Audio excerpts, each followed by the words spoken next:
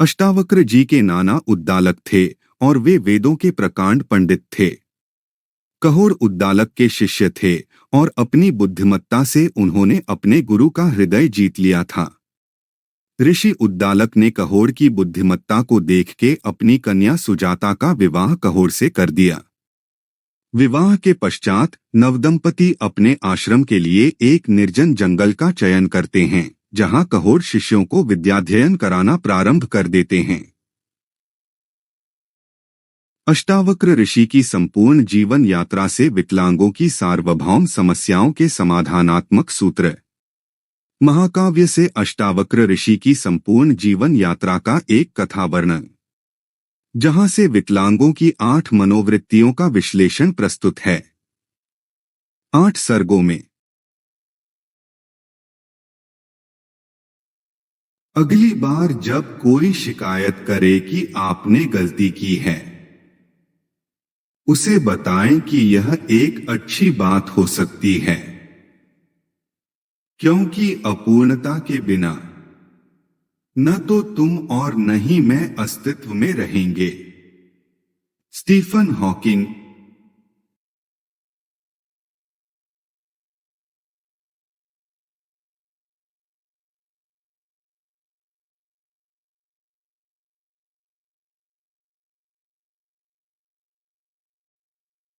तुम मुझसे भी अधिक अक्षम हो।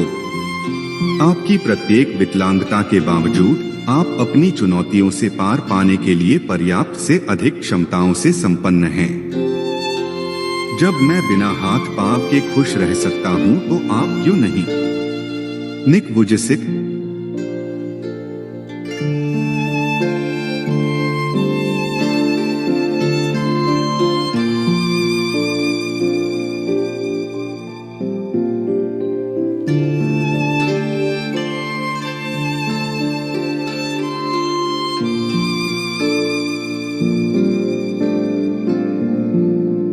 उद्दालक भविष्यवाणी करते हुए कहते हैं कि सुजाता एक ऐसे पुत्र को जन्म देगी जो आगे चलकर विकलांगों के लिए प्रेरणास्रोत की भूमिका निभाएगा। सुजाता सूर्य भगवान की उपासना करती है और एक ऐसे पुत्र की अभिलाषा करती है जिसका जीवन विकलांगजनों की समस्त समस्याओं हेतु समाधान प्रस्तुत करे। सूर्यदेव उसकी अभिलाषा स्वीकार करते हैं।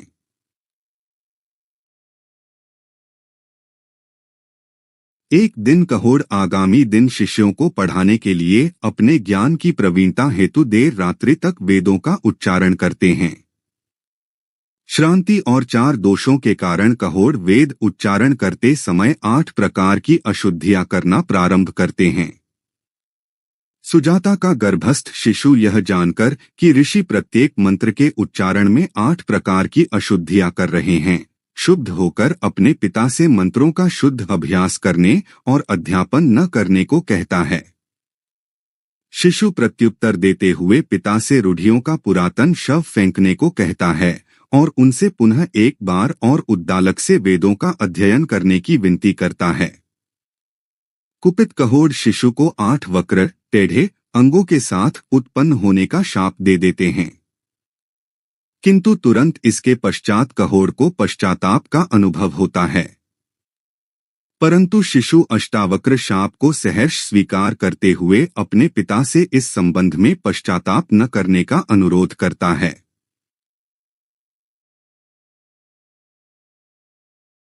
सर्ग करुण रस, वीर रस एवं आशावाद से परिपूर्ण है।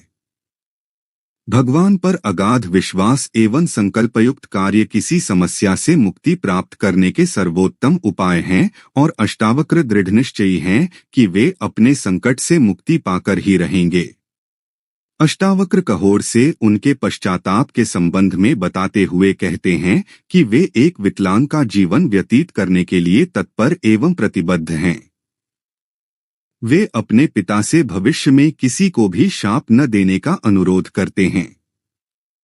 सर्ग का समापन अष्टावक्र की उन आशापूर्ण भविष्यवाणियों से होता है जिनमें वे कहते हैं कि उनके पिता का शाप विश्व के विकलांगों के लिए एक मंगलमय वरदान है, क्योंकि अष्टावक्र शीघ्र ही उनके आदर्श सिद्ध होंगे।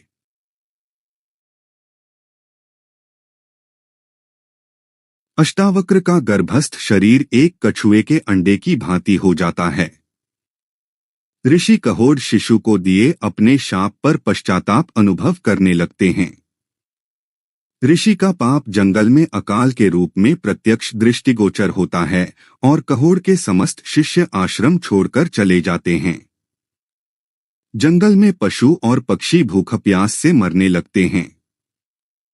सुजाता कहोड़ को राजा जनक के यज्ञ में जाने और शास्त्रार्थ में ज्ञानियों की सभा को पराजित कर कुछ धन लाने के लिए कहती है।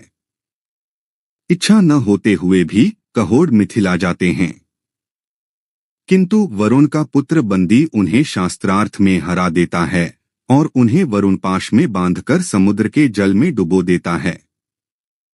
उधर जंगल में सुजाता एक पुत्र को जन्म देती है। उद्दालक सुजाता की सहायता के लिए आते हैं और उसे कहोड़ के साथ घटित प्रसंग के बारे में बताते हैं। वे उससे इस प्रसंग को शिशु से गुप्त रखने को कहते हैं, क्योंकि अपने पिता की पराजय का ज्ञान शिशु के व्यक्तित्व के विकास में बाधक बन सकता है। उद्दालक शिशु का जात कर्म संस्कार संपन्न करते हैं। शिशु को प्रत्येक व्यक्ति अष्टवक्र कहकर बुलाता है, किंतु उद्दालक उसका नामकरण अष्टावक्र करते हैं। अष्टावक्र द्वारा अपने नाना के आश्रम में बड़े होने के साथ सर्ग का समापन होता है।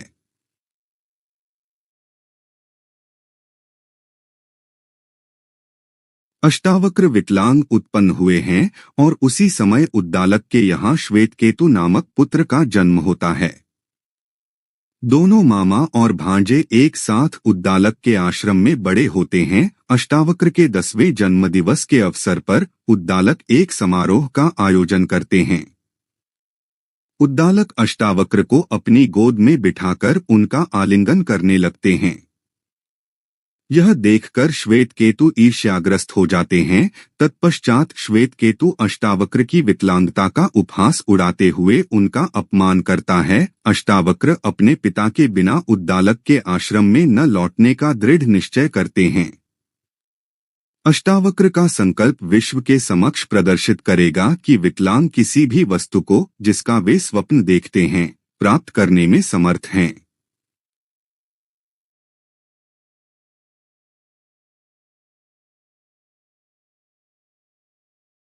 अष्टावक्र सतत चिंतित रहते हैं कि वे किस प्रकार अपने पिता को बंदी के बंधन से मुक्त कराएं।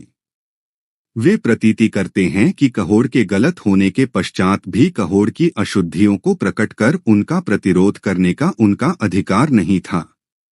वे इस निष्कर्ष पर पहुंचते हैं कि उनके प्रतिरोध की परिणति कहोड़ को क्रुद्ध करने में हुई, जिसके कारण उन्हें यह दुर्भाग्यपूर्ण शाप मिला, क्योंकि क्रोध मनुष्य का सबसे भयंकर शत्रु है। अष्टावक्र वेद, उपवेद, न्याय, मीमांसा, धर्म, आगम एवं अन्य ग्रंथों में प्रवीणता प्राप्त करने का निश्चय करते हैं। वे उद्दालक से इन ग्रंथों का अध्ययन कराने की प्रार्थना करते हैं।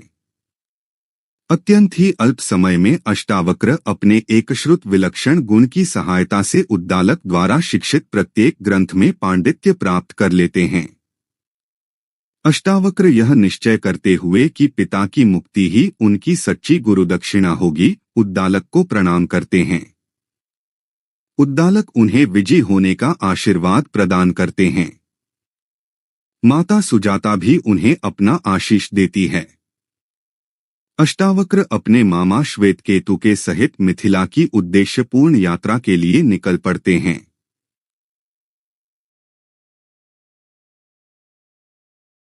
जब अष्टावक्र मिथिला पहुंचते हैं तो उस समय वे आत्मविश्वास से परिपूर्ण हैं। राजा जनक की मिथिला नगरी वेदों एवं आस्तिक दर्शन की 6 शाखाओं में निष्णात विद्वानों से भरी हुई है। 12 वर्षीय अष्टावक्र एवं श्वेतकेतु की अपने दरबार की ओर जा रहे राजा जनक से अनायास भेंट हो जाती है। जनक अपने सुरक्षा कर्मियों से विकलांग बालक को अपने पथ से हटाने के लिए कहते हैं, किंतु अष्टावक्र ऐसा करने के स्थान पर जनक को स्वयं उनके लिए पथ देने के लिए कहते हैं, क्योंकि वे अष्टावक्र धर्म ग्रंथों में पारंगत ब्राह्मण हैं। अष्टावक्र के तेज से प्रसन्न होकर जनक उनसे कहते हैं कि वे मिथिला में किसी भी स्थान पर भ्रमण करने के लिए स्वतंत्र हैं, किंतु जनक का द्वारपाल अष्टावक्र को राजदरबार में प्रवेश नहीं करने देता है और उनसे कहता है कि मात्र ज्ञानी एवं बुद्धिमान वृद्धजन ही जनक के दरबार में प्रवेश करने के अधिकारी हैं। किंतु अष्टावक्र द्वारपाल को अपनी वृद्ध की परिभाषा कि मात्र ज्ञान में परिपक्व व्यक्ति ही वृद्धजन कहलाने योग्य हैं के द्वारा अवाक कर देते हैं। तब द्वारपाल उन्हें याज्ञवल्क्य, गार्गी एवं मैत्रेयी जैसे विद्वानों से अलंकृत सभा में प्रवेश करने की अनुमति प्रदान कर देता है।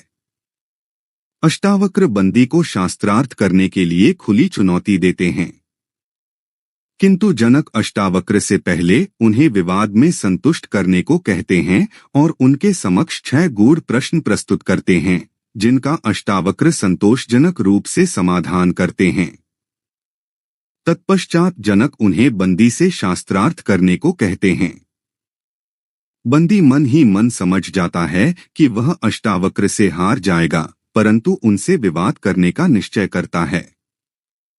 बंदी अष्टावक्र की परीक्षा लेने हेतु उनकी विकलांगता का उपहास उड़ाने लगता है, जिस पर सभा हंसने लगती है। अष्टावक्र बंदी और सभा दोनों को कड़ी फटकार लगाते हैं और सभा से जाने के लिए उद्यत हो उठते हैं।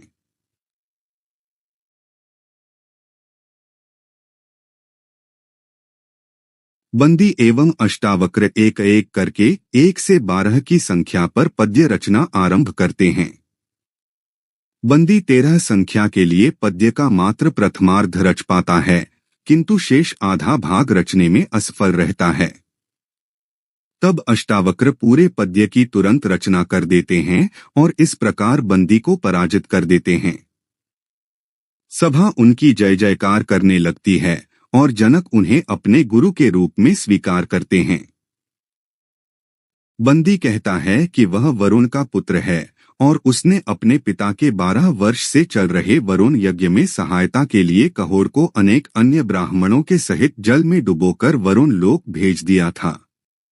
वह अपनी पराजय स्वीकार करता है और अष्टावक्र के समक्ष समर्पण कर देता है। वयोवृद्ध ऋषि याज्ञवल्क्य भी बालक अष्टावक्र को प्रणाम करते हैं और उन्हें अपना गुरु स्वीकार करते हैं। बंदी वापस समुद्र में चला जाता है, जहां से कहोड़ ऋषि लौट आते हैं। महर्षि कहोड़ अपने पुत्र से कहते हैं कि वे उन्हें मुक्त कराने के लिए सदैव उनके ऋणी रहेंगे। घर की ओर लौटते समय रास्ते में कहोड़ अष्टावक्र को गंगा की पुत्री समंगा नदी में स्नान करने को कहते हैं। नदी में स्नान करते ही कहोड़ के तप के बल से अष्टावक्र की विकलांगता समाप्त हो जाती है।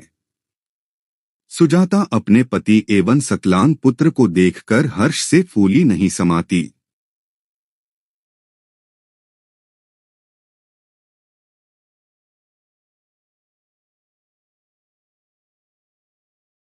हमारे YouTube चैनल को सब्सक्राइब करने के लिए धन्यवाद।